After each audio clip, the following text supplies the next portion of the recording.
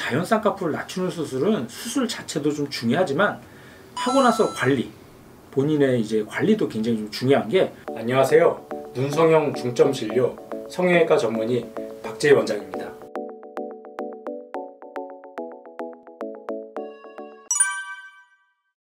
쌍꺼풀 없애기, 낮추기, 자연 쌍꺼풀 자연스럽게 만들기, 여러 가지 용어가 있는데, 특히 이제 남자 환자분들 중에 선천적으로 태어날 때부터 쌍꺼풀이 크고 두꺼운 환자들이 있습니다.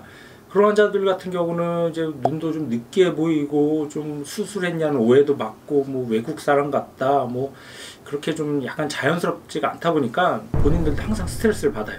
그래서 그런 눈을 좀 쌍꺼풀을 없애기라기보다 이제 두껍고 느끼한 쌍꺼풀을 좀 최대한 작게 만들어서 속상 느낌으로 좀 자연스럽게 만드는 그런 수술을 이제 많이 시행하게 됩니다. 그러면은 그 수술은 재수술이 없냐? 한 번 하고 끝이냐? 그건 또 아닙니다. 모든 수술이 다 재수술 가능성은 있지만, 특히 이렇게 쌍꺼풀 낮추는 수술은 굉장히 좀 어렵고 힘든 수술이에요. 이게 왜 이런 문제가 생기냐면은 쌍꺼풀의 성질 때문입니다. 쌍꺼풀의 성질이라는 거는 자꾸만 쌍꺼풀이라는 건 높고 큰 쪽으로만 생기려고 그래요.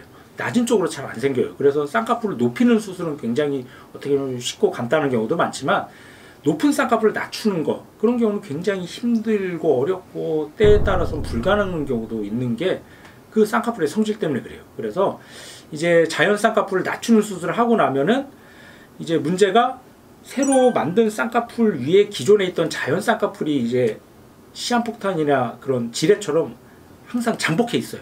가만히 잘 있고 그러면 큰 문제가 없는데, 그게 어느 순간에 다시 또 나타나서 이제 원래 라인으로 돌아가거나 아니면 새로 만든 라인이 있고 그 위에 또 기존 라인이 있는 것처럼 두 줄이 생기는 그런 확률이 생길 수밖에 없습니다.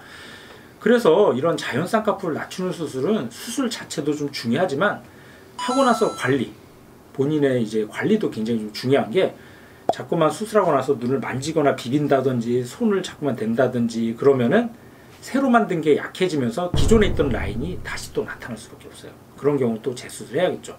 그래서 제가 해보니까는 그냥 일반적인 보편적인 쌍꺼풀 수술, 그냥 쌍꺼풀 없는 눈을 그냥 쌍꺼풀 수술하는 경우는 사실 재수술 확률이 낮아요.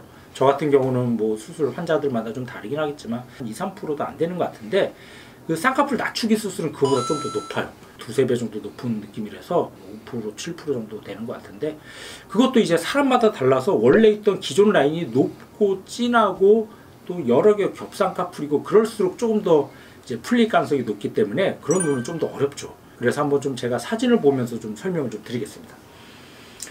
이 환자분 보시면은 태어날 때부터 쌍꺼풀이 이렇게 좀 높고 진했다는데, 특히 이제 이 환자는 좀 짝눈이 있어갖고 오른쪽도 그렇지만 왼쪽이 더 높고 진하고 또 하나가 아니라 좀 겹쌍꺼풀이죠.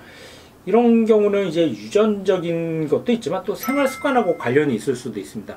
평상시에 자꾸만 눈을 좀 만지거나 비비는 습관들이 있는 그런 환자분들 같은 경우는 눈 주위의 피부가 워낙 얇고 약하다 보니까 이게 주름이 생겨요. 근데 이제 문제는 그 주름이 생기면 생긴 주름을 따라서 자꾸만 쌍꺼풀이 높아지고 커지고 겹쌍꺼풀이 생기는 경우가 종종 있기 때문에, 이분도 아마 나이가 들면서 자꾸만 쌍꺼풀이 커졌다는 걸로 봐서 비비는 습관이 좀 있는 것 같은데, 이런 환자들 특징 중에 또 하나가 있냐면, 이런 분들 보면 눈이 작은 눈은 아닌데 하나같이 다 눈이 좀 피곤해 보이고 졸려 보이는 느낌. 이게 왜 그러냐면은 쌍꺼풀이 높게 되면은 눈이 뜨는 근육이 걸려요. 잘 안 떠져서 눈이 좀 피곤해 보이는 그런 눈매를 얻는 경우가 종종 있습니다. 이분도 마찬가지죠. 그래서 작은 눈은 아닌데 뭔가 눈이 좀 졸려 보이고 좀 피곤해 보이고 덜 떠졌다는 느낌? 그런 느낌이 좀 들죠. 그래서 이런 눈이 사실 좀 쉽지 않습니다. 특히 이제 왼쪽처럼 쌍꺼풀이 높고 또 겹쌍꺼풀이고 이런 경우는 좀 더 풀릴 가능성이 사실 좀 있겠죠. 그래서 이분 같은 경우는 일단은 절개로 눈매 교정 해주면서 이제 쌍꺼풀 라인을 좀 낮춰줬습니다. 그래서 이제 수술 후 한 3개월 정도 된 사진인데 수술 굉장히 좀 잘 됐죠. 눈뜨림도 좀 많이 좀 또렷해졌고, 두꺼웠던 쌍꺼풀도 거의 숙성처럼 돼서 티도 많이 안 나고 되게 자연스럽게 잘 됐는데, 왼쪽 눈을 자세히 보면은 여기 이제 요 라인이 보이죠. 요 수술 눈 위에 이게 얇은 라인이 보이는데, 이게 뭐냐면은 원래 있던 기존 라인입니다. 요 라인이 없어지는 게 아니라 이게 흔적처럼 남아 있어요. 이렇게 흔적처럼만 남아 있으면 괜찮은데, 이게 제가 아까 말씀드린 것처럼 시한폭탄이나 지뢰 같은 거라서 이게 어느 순간에 다시 이게 진해지거나 강해질 수가 있습니다. 이게 특히 만지거나 비비면은 거의 그럴 확률이 굉장히 높아진다고 보시면 돼요.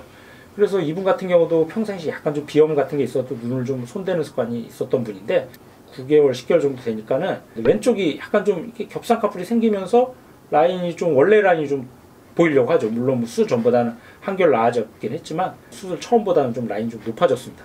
이런 경우 어쩔 수 없이 다시 또 재수술을 해줘야 돼요. 그래서 좀 라인을 좀 낮춰주는 수술해서 좀 쌍꺼풀을 좀 낮추고 좀 눈매 교정을 조금 더 해줬던 케이스인데, 그래서 지금 보시는 것처럼 이런 자연 쌍꺼풀을 낮추는 수술은 수술 자체도 좀 어렵고 힘든 수술이지만 하고 나서 관리도 사실 굉장히 좀 중요해요. 하고 나서 눈을 만진다든지 비빈다든지 그런 건 최대한 좀 조심을 하고, 렌즈 끼는 분들도 좀 렌즈는 좀 많이 안 끼는 게 도움이 됩니다. 이게 렌즈를 끼거나 빼는 과정에서 이게 유착이 약해질 수도 있고, 또 렌즈 자체가 또 눈 뒤에서 눈 뜨는 근육을 압박을 하기 때문에 눈 뜨는 힘이 조금씩 약해져요. 렌즈는 꼭 필요할 때만 잠깐 끼던지, 아니면 뭐 라식 같은 거 할 수 있으면 라식하는 것도 도움이 되겠죠.